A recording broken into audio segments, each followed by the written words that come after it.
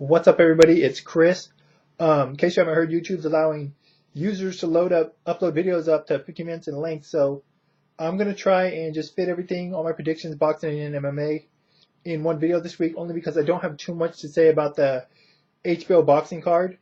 First off, though, I would like to thank everyone that listened to the show yesterday, my first radio show, the Science of Violence radio show, and also everyone that just gave me positive comments and feedback on YouTube ever since I announced the show on Saturday on here. So everyone, I just really appreciate the support, So hopefully you guys tune in Sunday, 3 o'clock Pacific, 6 Eastern, and 5 o'clock Central.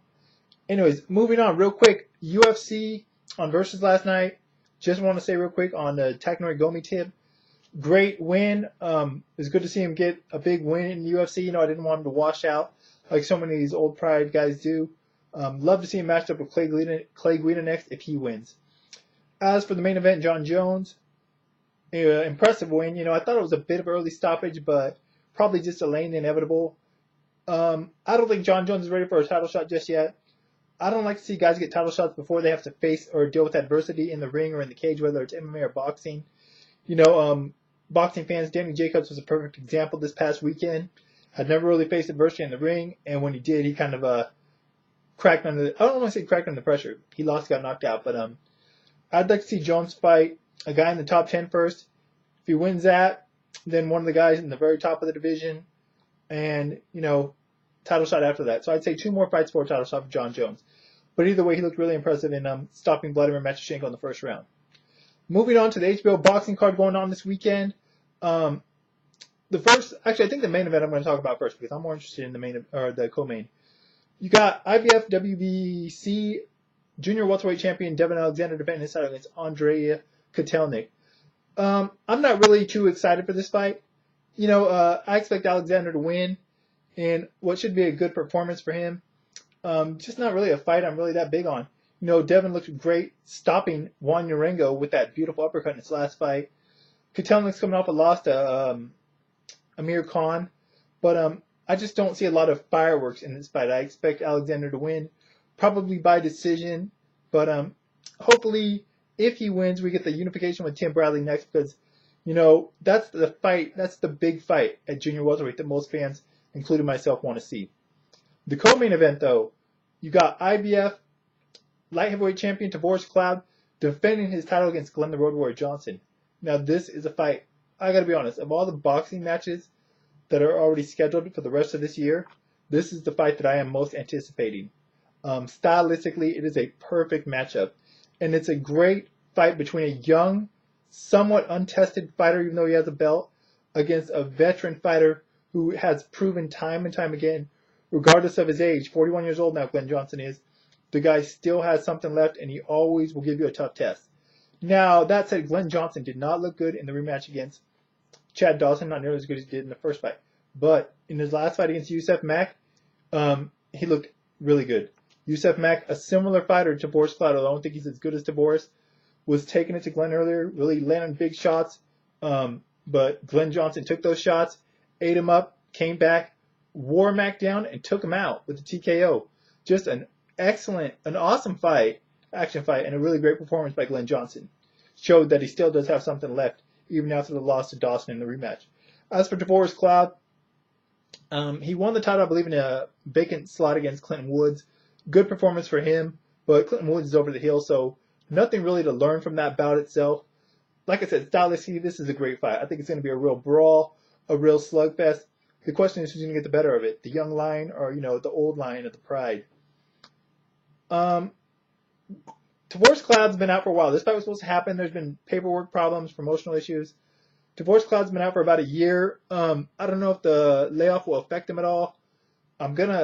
Let's say not. Let's just say best case scenario is both fighters come in 100%. I could see Tavoris getting the best of it early, The young fighter's probably going to come out stronger. An older fighter like Glen Johnson, it might take him a little bit longer to get on track. But I think stylistically, like I said, I think this fight could play into his hands.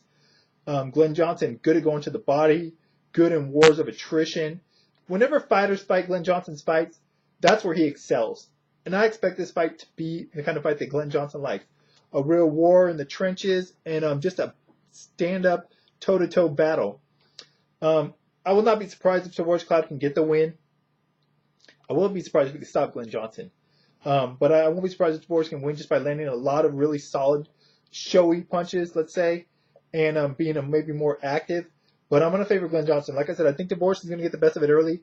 But I think mid-rounds, Glen Johnson's really going to start working on that body, possibly wearing Tavoris down, and taking over late in the fight with his work rate. You know, like I said, he gets really stronger later in the fights, Glen Johnson usually, and just using his veteran experience. Fight could go either way, but I'm going to favor Glen Johnson by decision in what should be one of the best action fights in boxing of the year. Moving on, UFC 117. Real quick on the undercard, I'm not even going to address all the undercard bouts. I'm going to go with Ben Saunders over Dennis Halbman by stoppage. I'm going to go with Johnny Hendricks over Charlie Brenneman. I believe these guys wrestled when they were in college, but I think Hendricks got the better of it, and I expect him to get the better of the fight here. Hendricks by decision. Phil Superman Davis, late replacement, taking out Rodney Wallace. Phil Davis jumped up to take this fight like 2-3 weeks notice. Shouldn't be a problem. He should take Rodney Wallace down and dominate to a decision or win by submission. Dustin Hazlett, Rick Story. Hazlett coming back from that devastating loss to Paul Daly. I expect him to get the better of the fight here on the ground. I think he'll win by submission. On to the main / televised portion of the card. The first fight we have is... Hold on, let me get a drink real quick because I'm getting thirsty all this talking. The first fight we have, I believe, is Junior Dos Santos against Roy Nelson. Now, Junior Dos Santos has been on an absolute tear in the UFC heavyweight division since coming in. First fight, knocked out Fabricio Verdum, which looks even better now that Verdum was the first man to beat Fedor, officially, I guess. And since then, Dos Santos has just kept rolling. He's knocked out. He stopped Mirko Krokop. He knocked out Stefan Struve. He knocked out Gabriel Gonzaga in his last fight. Just been on an absolute tear. Definitely stands out from a lot of the bigger wrestlers that are having success in the UFC heavyweight division. Roy Nelson won the Ultimate Fighter, beat Kimbo Slice on the show for what that's worth, beat Brendan Schaub to win the title for Ultimate Fighter. I think it was season 11. And since then, he's looked impressive. You know, he fought Stefan Struve in his last fight, won impressively by a knockout, which is kind of, it's interesting because Roy Nelson, his strength is on the ground and his grappling, but he's looked solid on the feet in his last two bouts.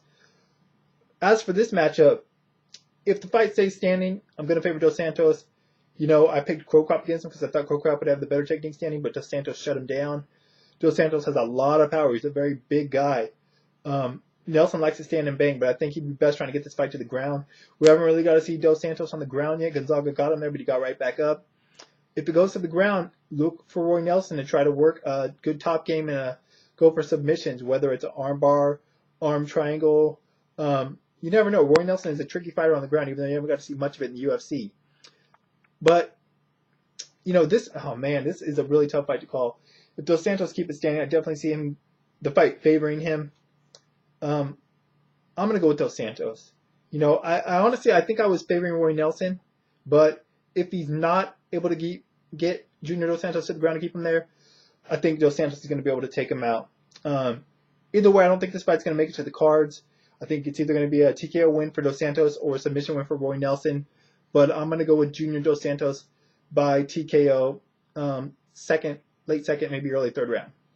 Next up, we got Matt Hughes against Ricardo Almeida. I'm not looking too forward to this fight. Matt Hughes seems to be on somewhat of a retirement tour, victory lap. It is interesting that his last two wins have come over Renzo Gracie and Matt Serra, guys that are very close to Ricardo Almeida. Unfortunately for Almeida, his style is similar to Renzo Gracie, who Matt Hughes just beat. I think this is a good matchup for Matt Hughes. I think he's just going to take Almeida down, work his ground and pound, smother him, fend off submissions, and grind out a 3-round decision. Clay Guida against Rafael Dos Anjos. Good stylistic matchup. You got the guy that likes to work on the ground from top position, being Clay Guida, against Dos Anjos, who's a good guy with submissions. On the feet, this could be a pretty good scrap. Neither guy is that's not really their best part of their games, but I think it could be interesting there. I'm going to favor Clay Guida. He's been training with Greg Jackson the last couple of times out. Seems to be improving, learning a lot, training with a lot better fighters. I think Dos Anjos obviously can submit him, but Guida, he's not easy to submit. Kenny Florian submitted him, but he hurt him on the feet first. I think Guida can grind this out to a 3-round decision, but it should be a good fight. Neither guy could definitely win. Co-main event of the night, John Fitch against Thiago Alves. Rematch These guys fought a couple years back, maybe a few years back at that.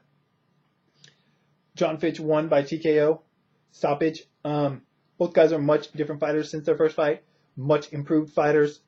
John Fitch, coming off a win over Ben Saunders, looked impressive there. Thiago Alves, coming off the loss to GSP where he got shut down. Both guys have fought GSP and got completely dominated. But before that, Thiago Alves looked really impressive in wins over Josh Koscheck and Matt Hughes. Fighters who are somewhat similar to John Fitch. This fight was supposed to happen already, but Chael Sonnen, they found a brain aneurysm on an X-ray or on a CAT scan. Turns out it was just something he's had since childhood, nothing serious. He had it removed, but he has been out of the ring for a while. I don't think ring rust will affect him much. This is a classic stylistic matchup, as is the main event. Striker versus grappler. Can Fitch get Alves down and keep him down for 3 rounds? If so, he wins. If he can't, Alves is going to have a big advantage on the feet. Not that Fitch isn't tough, man. GSP lit him up and he couldn't stop him. But Alves has looked really sharp on the feet lately. Although he didn't stop Koscheck either, even though he beat the hell out of him, especially his leg. Look for Thiago Alves, as long as it remains standing, to keep it, mix in some Muay Thai kicks. Obviously punches, but the way that GSP dominated Alves on the ground, even though he has a much different wrestling technique style in the ring than Fitch, I'm going to favor John Fitch. I just think he's got more things in his favor going into this fight. So I'm going to go John Fitch to win by decision. But once again, I will not be surprised if Thiago Alves pulls this out and wins by TKO. On to the main event. UFC middleweight champion Anderson Silva defending his title against Chael Sonnen. Chael Sonnen, he has done a great job promoting this fight. He's coming off a win over Nathan Marquardt. Very impressive win in a fight not many expected him to win it, myself included. He got another impressive win over Yushin Okami. As for Anderson Silva, his last fight, pretty terrible. He dominated Damian Maia, but he looked bad doing so. Not that it was a bad performance per se, that Maia ever was in the fight, but Anderson Silva, after the first round, just decided not really to engage. Did a lot of clowning, a lot of antics that really upset fans, the crowd in Abu Dhabi, and of course Dana White, who has said if Anderson ever does that again, he will fire him. I am very skeptical of that, but you never know. Dana has done things in the past that I've questioned. As for this matchup, Chael Sonnen has done a lot to get fans behind him and make him think he can win this fight. It's very similar to the way that Dan Hardy talked himself up before he fought GSP, and a lot of people gave him a chance. But when the fight actually happened and played out, it was all GSP. And I expect the same here. I expect Anderson Silva to dominate Chael Sonnen. Even if Chael gets takedowns, I think he's actually not going to be able to do much from there, and you can end up getting submitted. Chael Sonnen has been submitted numerous times, including in the UFC. I could see Anderson Silva catching him in a triangle choke and submitting him. But if the fight stays standing and Chael can't get Anderson Silva down, Anderson Silva is going to dominate him on the feet. It may look similar to Anderson Silva against Forrest Griffin. Maybe not that impressive of a win for Silva, but I do think he's going to win.